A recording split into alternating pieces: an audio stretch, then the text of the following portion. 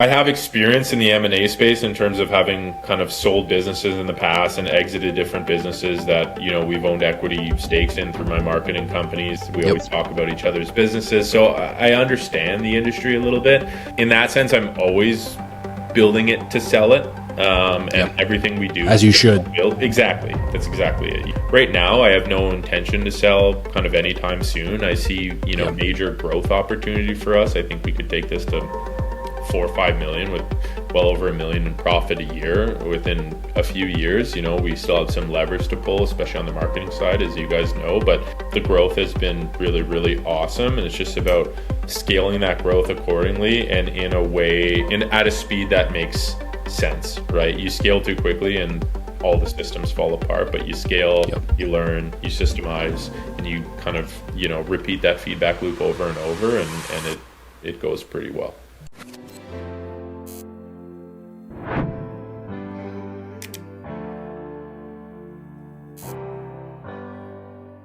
Trenches. Today I have Nick with Wet Basement Solutions. Thank you for coming on, Nick. Where is your business located?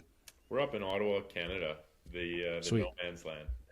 Awesome. What's it like running a business up in Ottawa, Canada? Man, it's interesting. We're not necessarily as entrepreneurial minded in a lot of ways, or as business centric as you guys are down there. But that doesn't mean there isn't lots of opportunity. That's for sure. Yep. And how'd you get into this business? I actually acquired the business in 2023. One of my best friend, basically, he's been my best friend since I was 5, so my childhood best buddy. He became an M&A advisor, kind of as his career path, and he reached out one day. He said, I got this business that one of my advisors in his firm is representing, and the business hadn't sold in about 2 years, and the owner was ready to just shut it down. He's in his late 70s. He's just basically like, I'm ready to stop this listing and shut it down. And my buddy brought it to me. I still remember the text. I actually still have it. He kind of pitched me the business in one long text, and I'm like, you know what? Let me meet this guy. This sounds really interesting. What's it like buying a business in Canada? I know in the U.S. people talk about SBA loans and all that nonsense.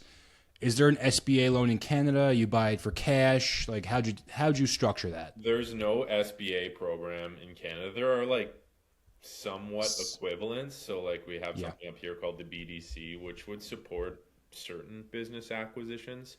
A lot of the time you have to buy it in cash. We got an incredible deal. My business partner is an accountant, chartered accountant by trade, and awesome. As Deloitte trained, the whole nine. So he's very sharp on that side of things. Had worked in kind of acquisitions for some of the businesses he was a part of along the way.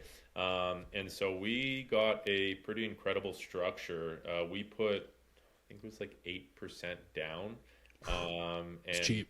The seller financed the balance over 5 years at 8%. So it's an incredible deal for us. That's a great deal. And so your business partner's an accountant. What'd you do before this?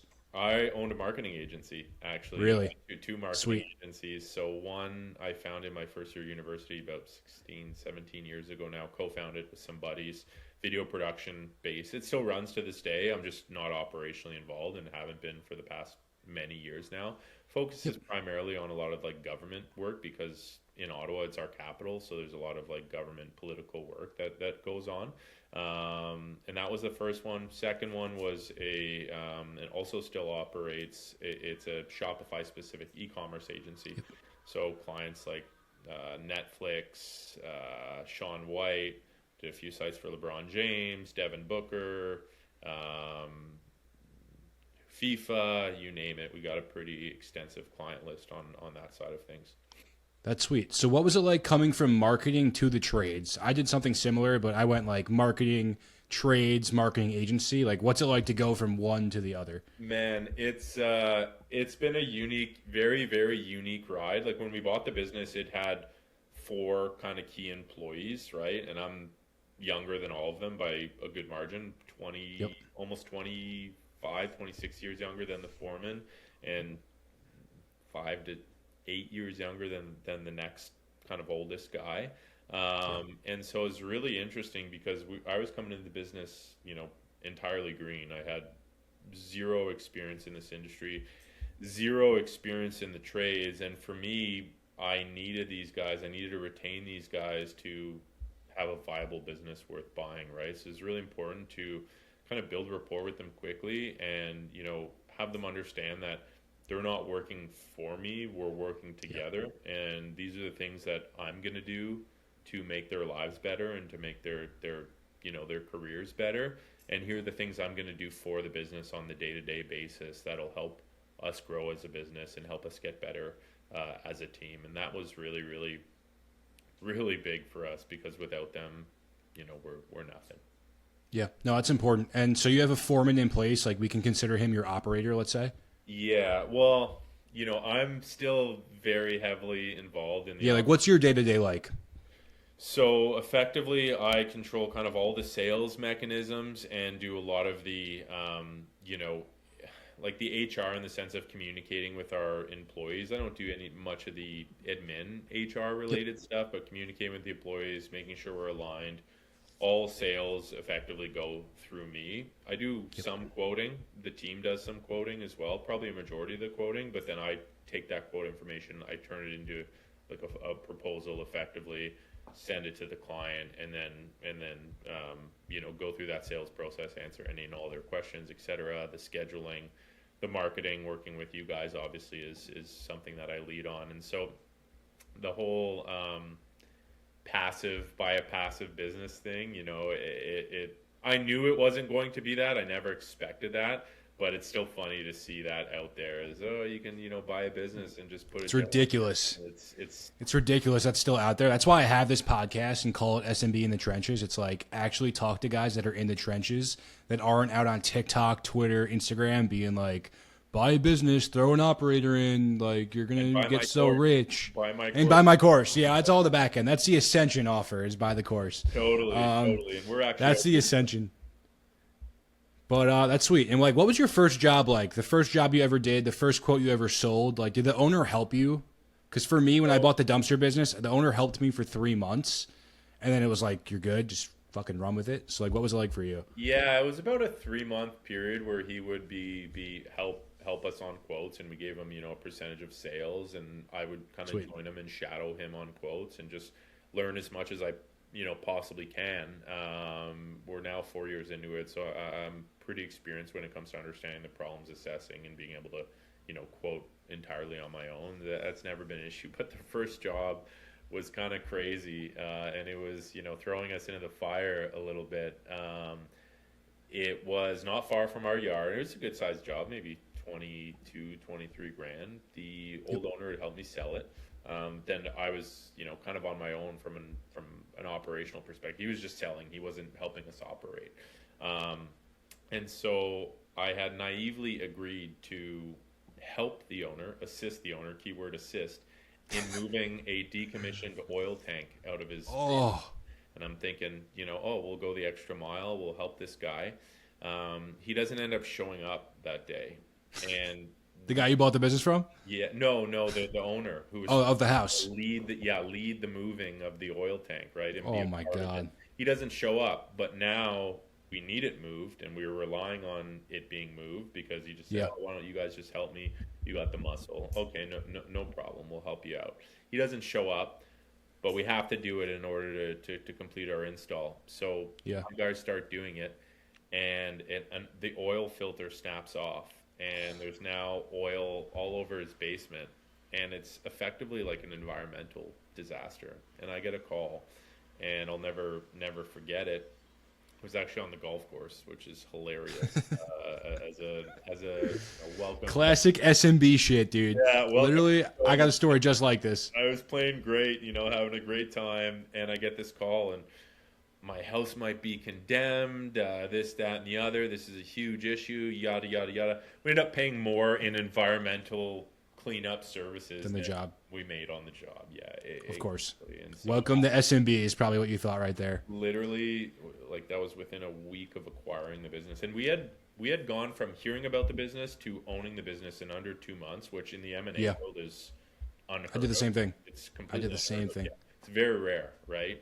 Most take 6 months, 12 months, sometimes even more to find alignment and go through all the nooks and crannies. We wanted to fast track it because we wanted to take over at the beginning of busy season. When he ran the business, he would shut down from effectively like December to end of March, and Yeah. that didn't really make sense for us as a business. We wanted to grow, so we definitely wanted to own the business by April 1st, which is kind of, everything's melting up here, and the rain is coming, and that's kind of our, when we can set ourselves up for the year. Yeah, I did something similar when I bought the dumpster company, like literally something very similar.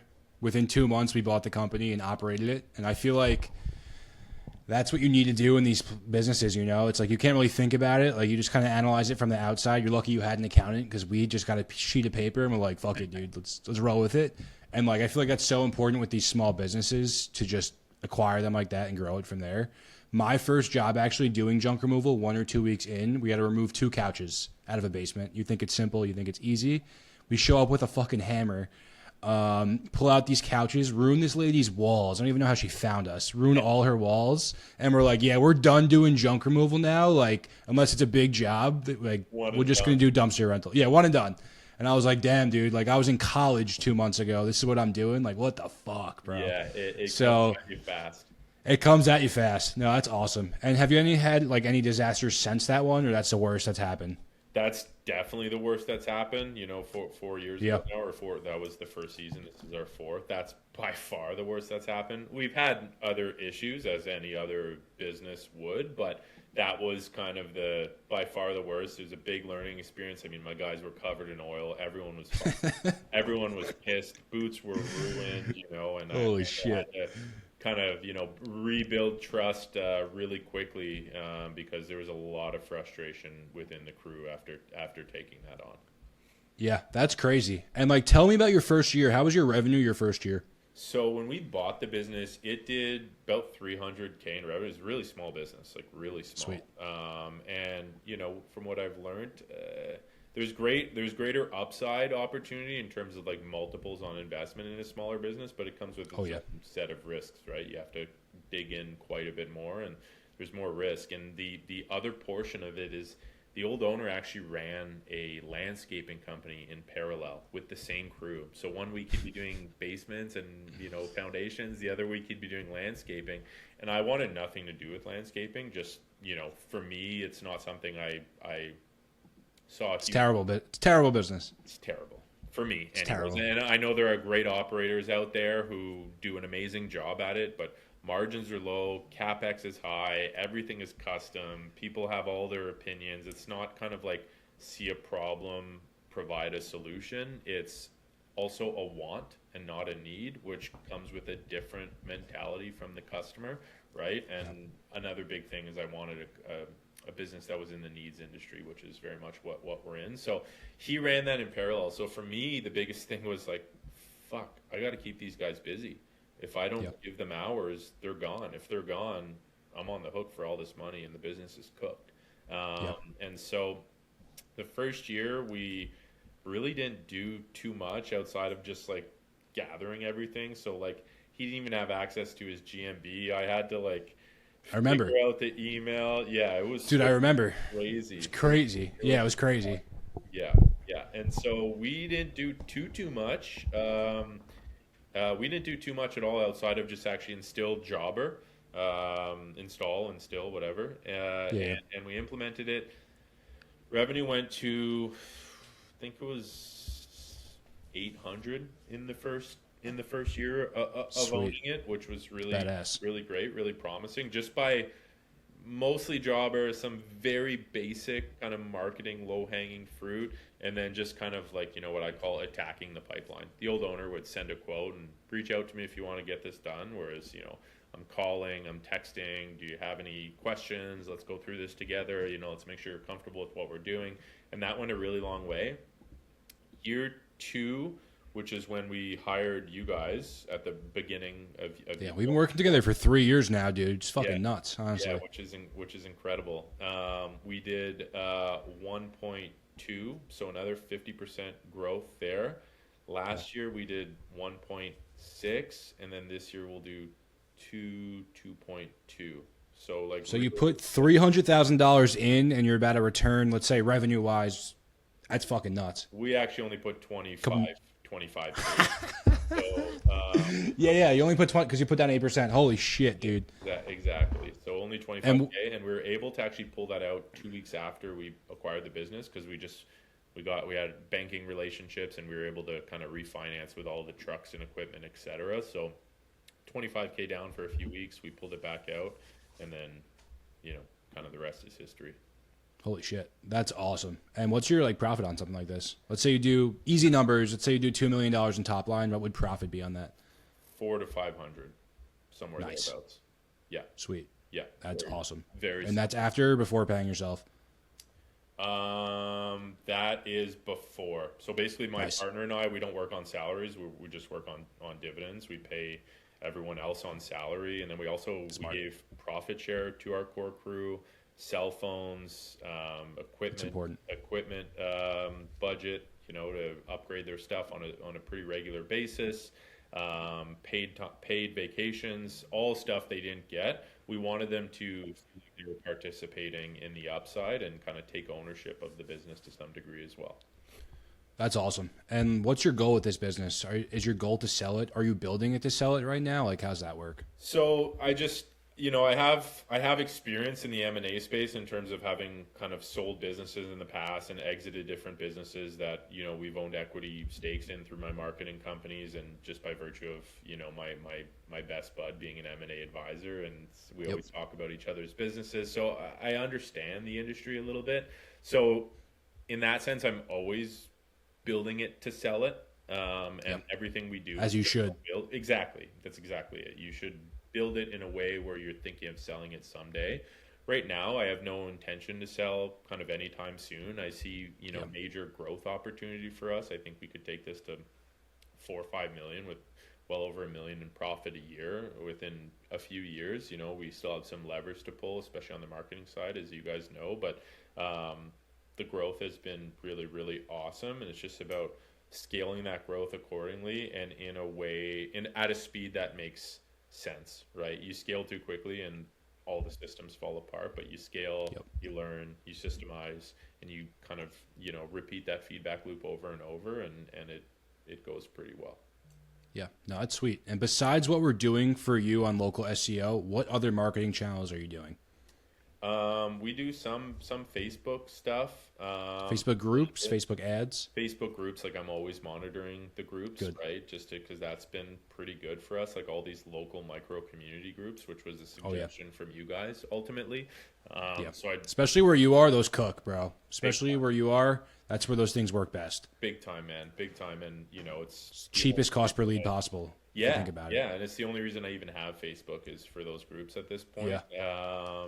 And that's pretty much it. Like the old owner did radio. We cut that off pretty quickly and aggressively. Obviously, we got our second Google business profile thanks to you guys, which has been a godsend for two reasons. A, it's paid for itself many times over, but also because our geographic range is far. Like we'll go up to like 2.5 hours away for a job. It makes sense for us based on kind of the margin, and also some of these smaller towns don't have like the high quality peace of mind providers that we would bring to the table. So they have like these one-off contractors that don't necessarily instill confidence when it comes to rebuilding a foundation or waterproofing a basement. This is a guy who said, I could figure it out, versus, a company that's done thousands of homes in our near 20-year history. And so that the other kind of big benefit of that is the second GMB is close to me personally. It's provided so much opportunity here locally within 10-15 minute drive, which just makes my life a hell of a lot easier. Yeah, probably more profitable too. Big time.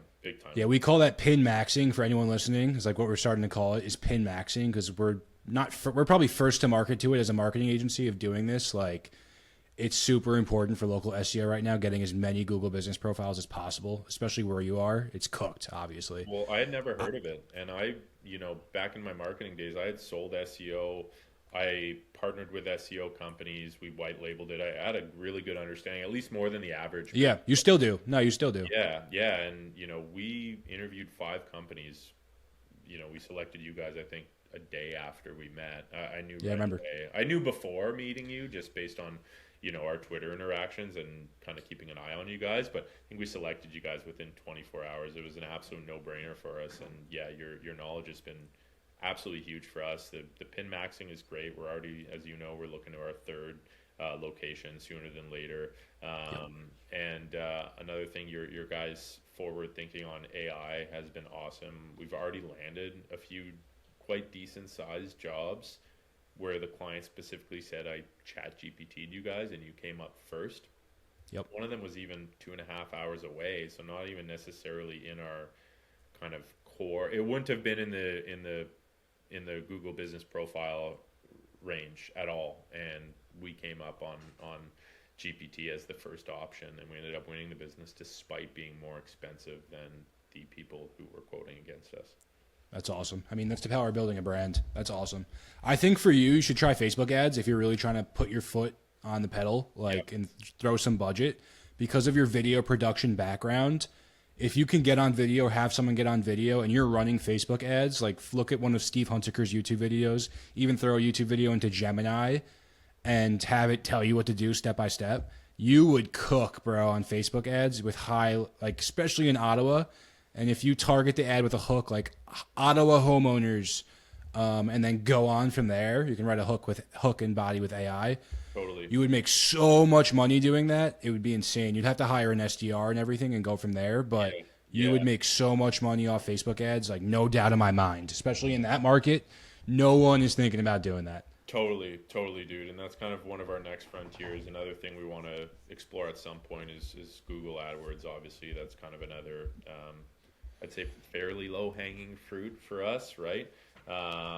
In terms of kind of our levers of growth. And then we actually want to start doing, I guess it would be out-of-home advert, or a little bit more old school, but the likelihood of foundation issues in a community that we know already has a foundation issue is much higher. Like we see some condensed issues. So if someone on the street is having a problem, the likelihood is someone else is as well. We don't really have a way of capturing that, and neighbors don't always say, hey, do you have issues? We got them to fix it, right? Like neighbors don't communicate quite like that anymore. So what we'd like to eventually do is blast out by postal code, which is, I guess, our version of the zip code. Yep. We did a job in this postal code. Okay, send out, a brochure, a pamphlet, a card, whatever it is, to every home in this postal code saying, we helped your neighbors. Having foundation issues, we helped your neighbors. Give us a call if you need it, because I think that could be pretty powerful for us to kind of capture. So there's something called dope marketing you should check out. It's a little bit expensive, but what dope marketing is let's say you do a job at 222 Bodhi Street, let's say. Dope marketing will then, you'll put it into your CRM. It'll then tell and send mailers to all of the houses around that area saying, hey, we're in the neighborhood. We just did a job at this area, like this street. Go from there. That I think would be very helpful for you too. Interesting. So I'll definitely look. I've never heard if you want to put your foot to the pedal, dude, like call me, text me right away when it comes to that. Doesn't even matter if it's not SEO, because I know I could easily take your business, scale it from like 2.2 to 4 to 5 when you are ready to do that. Yeah, I appreciate that, and that's a really good call out, because I didn't know, I had never heard of dope marketing, but it's sick. It's dope. Thinking of for a while. Yeah. Originally, I was wanting to send my guys out, to drop a couple of these things, and Yeah, dope does it all yourself. So it'll communicate with your jobber CRM, book job, boom, does it all automatically. I don't know if it's in Canada, but it should be. That's beautiful. That's what I need, because sending my guys out after a long day's work to even spend an extra 15 minutes, in the neighborhood, it has a high return, but it's a big ask. This is really hard work, and once they're done the job, they just want to get the fuck out of there. I agree with that. Even with my guys, my sales reps too, it's like once they're done for the day, because they're usually burnt talking to 10 business owners. Yeah, exactly. So that I'll hit you offline about that, because I definitely want to start that, and it takes a single one to pay off numerous runs of this kind of thing, right? So the economics on that channel are really, really strong. Sweet. Yeah, no, I agree. It's definitely a no-brainer. And just what's your experience been like working with us? Honestly, fantastic. And I've had a few calls of people kind of hitting me up asking me, hey, I saw, I did a testimonial video with Andy, I don't know, maybe 8 months back, 10 months back, Yep. call a while ago. So I've had some calls, and honestly, like for me, you guys are kind of like a set it and forget it. I never have to worry. I never have to question. I love the way you report the work that you do. I think that's really important. I think that's a super missing key piece in a lot of SEO providers is they don't do the reporting. And not doing reporting is twofold bad, because one, they're either not doing the work that they say they're going to do, or B, they're not getting the results that they say they're going to have. So they don't report. And people are like, what am I really even paying for? What's going on? I can't measure the success. For you guys, you do amazing levels of reporting. You're always updating me. Jerry's always reaching out, asking me to meet and touch base, go through the numbers together proactively, by the way.